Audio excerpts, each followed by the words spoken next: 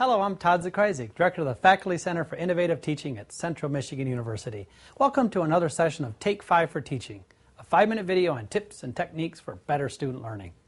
Today's topic is based on Arthur Chickering and Zelda Gamson's 7 Principles of Effective Practice in Undergraduate Education.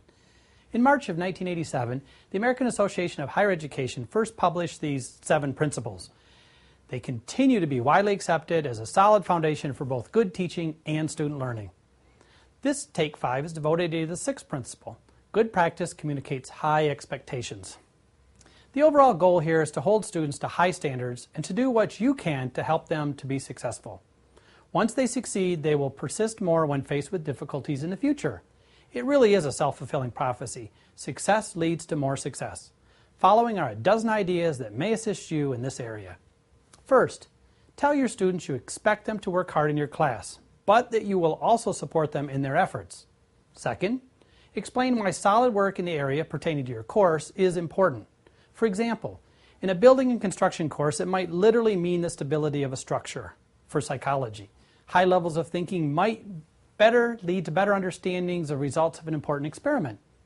Think about the relative advantages and disadvantages of performing at a high and low level in your area. Third, show examples of excellent past performance in your class by using examples of solid student work, with permission from the students, of course. Fourth, show at times how far a class has come since the beginning of the semester. A fifth idea, expect students to do work assigned and have consequences if they don't do that work. Sixth, and this is an easy one, expect everyone to be on time and ready to go when the class begins. For a seventh idea, to set high standards without increasing stress levels too rapidly, especially early in the semester, have many assignments worth smaller point values. 8. Within each person's limits, encourage them to do a bit better, even when they are performing at a high level. Number 9. Don't accept sloppy or poorly done work. Encourage students to redo the work after the deadline is passed, even if the point value is lowered. This will demonstrate what higher levels of work feels like to a student who might normally cut corners. 10th. Provide a variety of tasks at different skill levels so everyone has a chance to feel successful at some point.